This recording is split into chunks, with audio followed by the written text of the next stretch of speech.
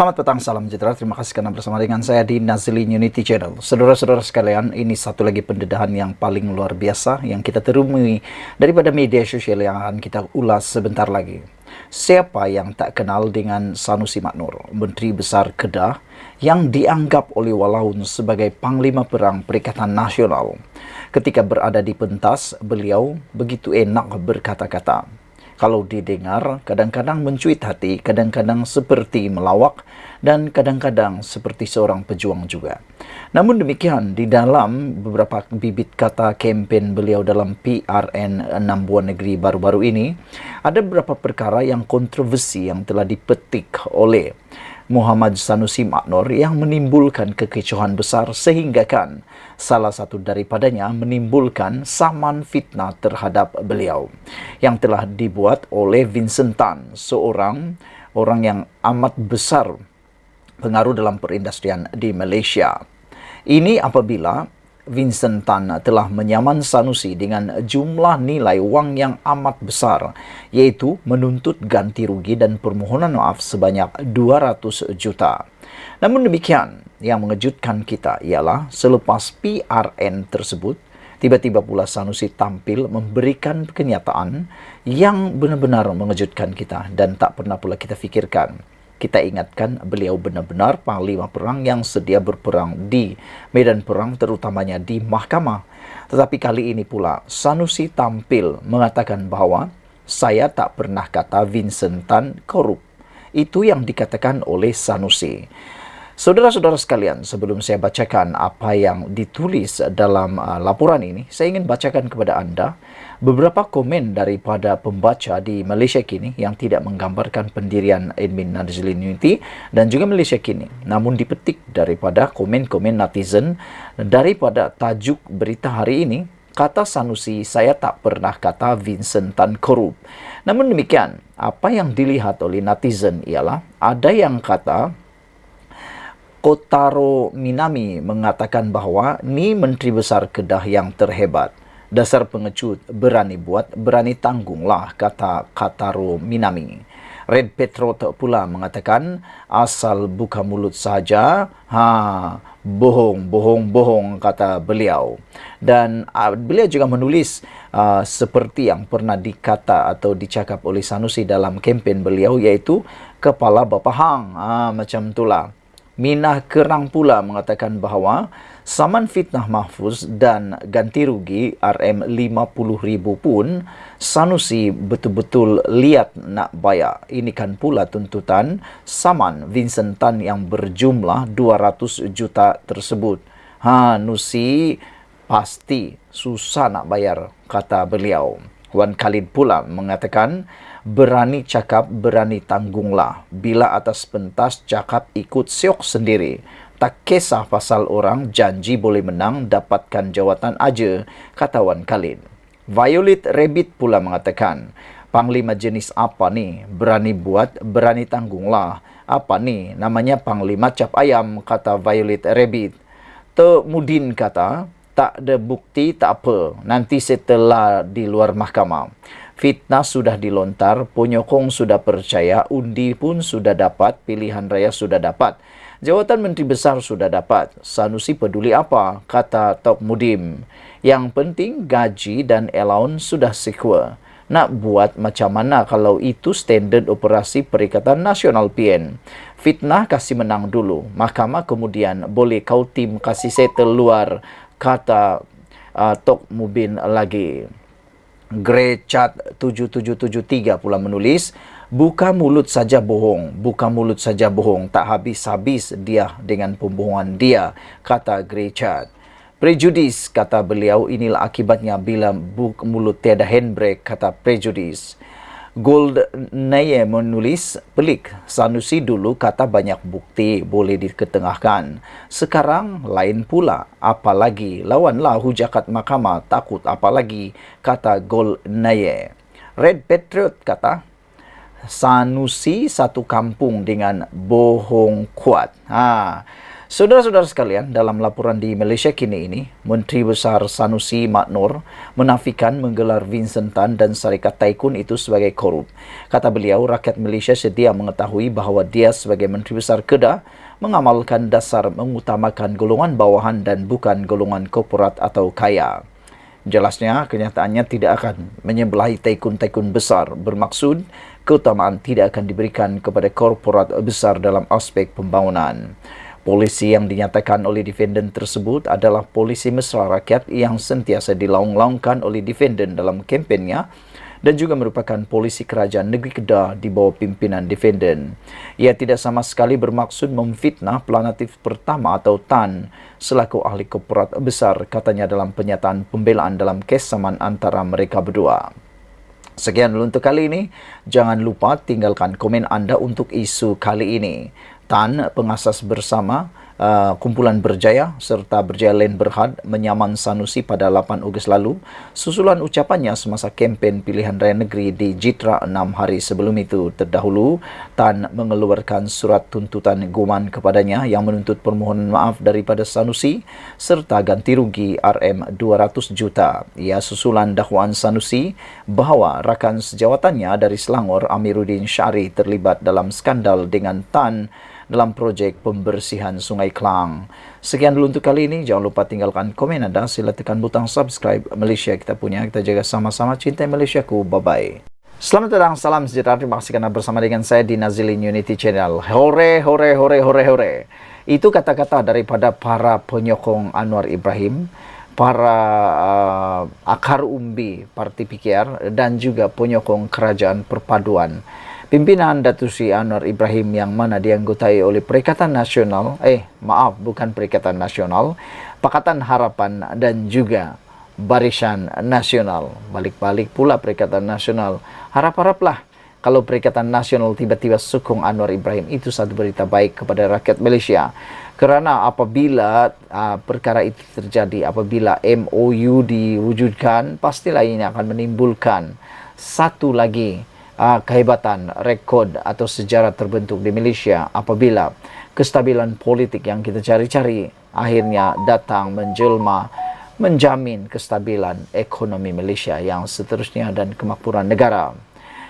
Ini rakyat mula bersorak gembira apabila berita dalam Harapan Daily menulis selepas kejayaan PRK pilihan raya kecil di Johor membabitkan Simpang Pulai dan juga kawasan Jeram, Sungai Jeram dan juga Pulai, memberikan petunjuk bahawa penjawat awam kini mula sokong Pakatan Harapan BN. Syukurlah, alhamdulillah, akhirnya Anwar Ibrahim menerima sokongan daripada penjawat awam. Kejayaan dua calon Pakatan Harapan PH pada pilihan raya kecil PRK di Simpang Jeram dan Pulai bulan lalu memberi indikasi penjawat awam cenderung menyokong gabungan itu dan Barisan Nasional BN. Presiden Amanah Datuk Seri Muhammad Sabu berkata, beliau yakin calon BN yang dipertaruhkan pada PRK Pelanggai akan mencapai kemenangan sama sekali lagi. Saya ingin berpesan kepada seluruh rakyat dan pengundi di Pelanggai, pertahankanlah perpaduan dan kestabilan yang telah terbina ini. Kita lihat setelah kejayaan Pakatan Harapan menang di Pulai dan Simpang Jeram, sokongan penjawat awam mula beralih kepada gabungan PH dan BN. Saya berkeyakinan sekali lagi kita akan berjaya mencapai kemenangan di Pelanggai, katanya dalam satu hantaran di Facebook. Muhammad yang juga ahli Parlimen Kota Raja turut menyeru agar rakyat terus memberikan kepercayaan kepada Kerajaan Perpaduan pimpinan Perdana Menteri Datuk Seri Anwar Ibrahim. InsyaAllah negara kita berada di landasan yang terbaik untuk kembali menjadi negara yang dihormati dan disegani dunia jejarnya lagi. Suruhanjaya Pilihan Raya SPR menetapkan 7 Oktober sebagai hari pengundian bagi Dewan Undangan Negeri Pelanggai.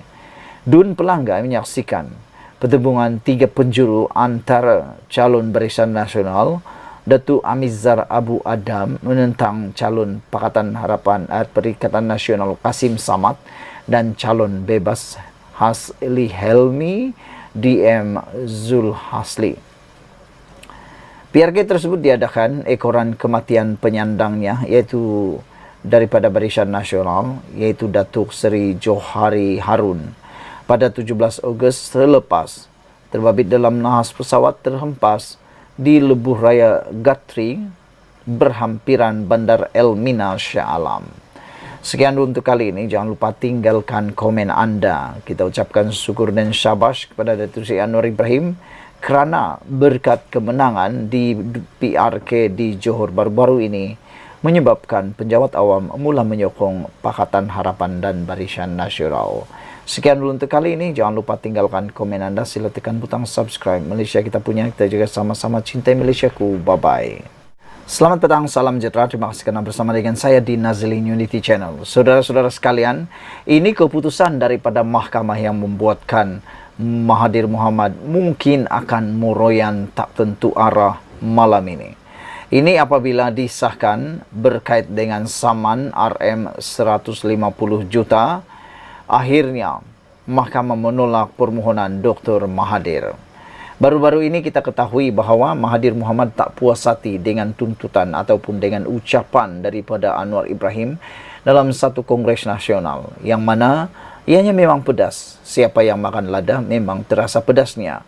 Oleh sebab itu, apabila terasa dengan ucapan daripada Perdana Menteri tersebut, akhirnya Mahathir Mohamad bertindak, mengambil tindakan paling besar dan drastik pernah dia lakukan, iaitu menyaman Anwar Ibrahim dengan satu jumlah saman yang memang luar biasa jumlahnya, iaitu sebanyak 150 juta. Kalau orang biasa memang tak akan mampu bayar. Tapi berita baiknya ialah apabila mahkamah menolak permohonan Dr. Mahathir tersebut. Saya sangkakan Dr. Mahathir ini dah jadi tun, boleh menang mudah. Saya sangkakan bila Mahathir Mohamad ini mempunyai jawatan tim bekas Perdana Menteri 2 kali dan mempunyai sejarah sumbangan besar dalam Malaysia, bolehlah menang atau bolehlah dapat mempengaruhi keputusan. Rupa-rupanya kita ucapkan tahniah syabas kepada Mahkamah Malaysia, kepada Hakim Malaysia kerana betul-betul bertindak profesional dan luar biasa.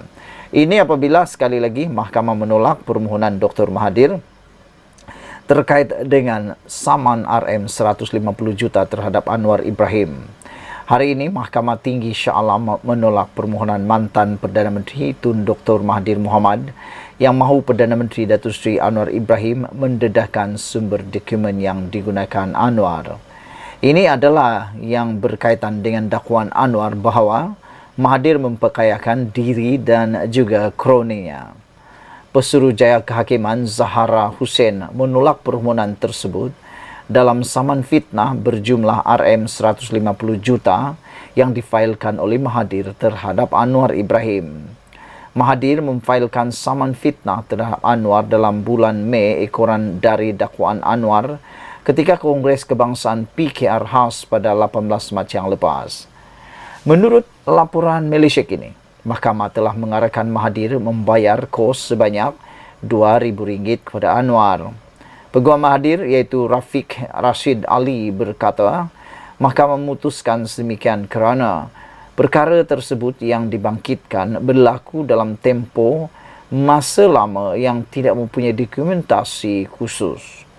Ia adalah berdasarkan kenyataan pembelaan Anwar Ibrahim. Pengurusan kes saman fitnah ini akan berlangsung pada 3 November. Dalam hujah pembelaan, Anwar telah berujuk kepada bantuan kewangan yang diberikan kepada anak-anak Mahathir dan juga amalan kronisme dan nepotisme sewaktu pentadbiran Mahathir selama 22 tahun. Dalam hujah balasnya, Mahathir mendakwa Anwar seorang penipu yang tidak membuktikan kenyataannya. Akhirnya, sekali lagi, Anwar Ibrahim menunjukkan bahawa pertama, mahkamah kita bebas daripada pengaruh apa-apa. Yang kedua, Mahathir Mohamad gagal untuk mendapatkan kemenangan awal terhadap Anwar Ibrahim. Sekian dulu untuk kali ini. Jangan lupa tinggalkan komen Anda. Sila tekan butang subscribe. Malaysia kita punya. Kita jaga sama-sama. Cintai Malaysiaku. Bye-bye. Selamat petang, salam sejahtera. Terima kasih karena bersama dengan saya di Nazlin Unity Channel. Saudara-saudara sekalian, rombakan kabinet Anwar Ibrahim akhirnya semakin menjadi kenyataan. Menjadi tanda tanya kepada kita semua ialah siapa, apa dan bagaimana bentuk kabinet baru Anwar Ibrahim tersebut. Apa ramalan daripada anda? Mungkinkah ada beberapa orang menteri ataupun timbalan menteri yang mungkin akan dipecat, digugurkan daripada jawatan mereka? Ataukah ada beberapa strategi yang mungkin diatur oleh Anwar Ibrahim bagi mengukuhkan lagi kekuatan dan kekuasaan kerajaan perpaduan Anwar Ibrahim ini? Hari ini disampaikan kepada anda melalui Harapan Daily. Ini keputusan dan pengamatan ramalan para penganalisis politik yang ada di Malaysia berkaitan dengan kabinet Anwar Ibrahim. Menurut penganalisis, mereka meramalkan rombakan kabinet Anwar Ibrahim akan dibuat, dan lebih penting lagi mereka meramalkan amanah akan peroleh lebih banyak lagi jawatan. Dengan ini satu berita yang baik sebenarnya, kerana ia akan semakin mengukuhkan kerajaan perpaduan, bahkan akan lebih mengukuhkan parti amanah yang mana boleh menyaingi parti PAS. Saudara-saudara sekalian, para penganalisis politik meramalkan amanah akan memperoleh lebih banyak jawatan kabinet di dalam rombakan kabinet. Jika berdasarkan peruntukan kerusi kepada parti politik, ia harus kembali kepada amanah. Memandangkan parti tersebut memperoleh kemenangan berganda di Pulai dan Simpang Jeram, kata Profesor Sains Politik USM Dr. Ahmad Fauzi Abdul Hamid, lapor Melemel. Anwar tidak berdepan dengan kekurangan pilihan dalam parti tersebut. Dari bekas Menteri Datuk Seri Dr. Zulkifli Ahmad hingga ahli parlimen terbaru mereka iaitu Suhaizan Kayat, Anwar tidak akan memilih DAP kerana tindakan tersebut akan membuka peluang tuduhan anti Melayu terhadap dirinya sewaktu UMNO berdepan cabaran mempertahankan pelanggai. Tindakan menggantikan jawatan Salahuddin dengan ahli parlimen UMNO juga tidak sesuai, memandangkan prestasi UMNO yang teruk di dalam pilihan raya baru-baru ini. Katanya merujuk kepada Datuk Salahuddin Ayub yang memegang portfolio perdagangan dalam negeri dan kos sara hidup sebelum meninggal dunia baru-baru ini. Penyelidik kanan Nusantara Academic for Strategic Research Azmi Hassan pula berkata, Anwar perlu menunjukkan komitmen dalam membawa perubahan dengan mengeluarkan mereka yang kurang berkesan sebagai menteri. Yang ini saya turut setuju. Mana-mana menteri atau mana-mana kabinet yang tidak menunjukkan komitmen yang baik atau tidak menunjukkan prestasi yang baik perlu dikeluarkan daripada kabinet Anwar Ibrahim. Ahmad Fauzi turut menambah bahawa sekiranya Perikatan Nasional membentuk kerajaan, mereka akan bertindak sama seperti kerajaan kerana faktor persekitaran ekonomi global. Dalam pada itu, penyelidik kanan Singapore Institute of International Affairs (OASUN) berkata, terdapat keperluan untuk membawa masuk individu yang mempunyai latar belakang keuangan yang kukuh seperti ahli Parlimen Titiwangsa Datuk Seri Johari Ghani, kerana ia akan memperkukuhkan keyakinan pemain industri. Semalam, Timbalan Perdana Menteri Datuk Seri Ahmad Zaid Hamidi memberi bayangan bahawa rombakan kabinet akan dibuat tidak lama lagi. Dalam perkembangan terkini atau berkaitan, ada desas-desus mengatakan wakil MCA dan MIC akan turut menyertai barisan kabinet kali ini. Barisan Nasional dalam kabinet ketika ini diwakili oleh UMNO dan PBRS. MCA mempunyai dua wakil iaitu Datuk Seri Wee Ka Siong Airitam dan Datuk Seri Wee Jek Seng Tanjung Piai.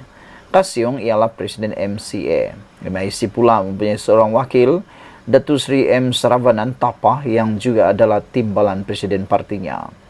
Ka Siong dan Saravanan pernah menjadi menteri, manakala Jek Seng pernah menjadi timbalan dalam pentadbiran terdahulu. Sekian dulu untuk kali ini. Jangan lupa tinggalkan komen Anda. Sila tekan butang subscribe. Malaysia kita punya. Kita jaga sama-sama cintai Malaysiaku. Bye-bye.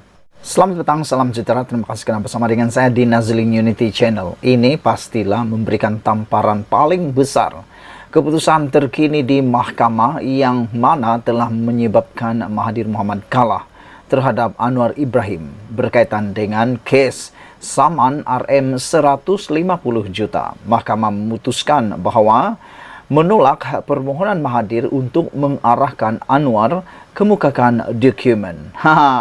Akhirnya Anwar menang terhadap Mahathir Mohamad untuk peringkat yang awal.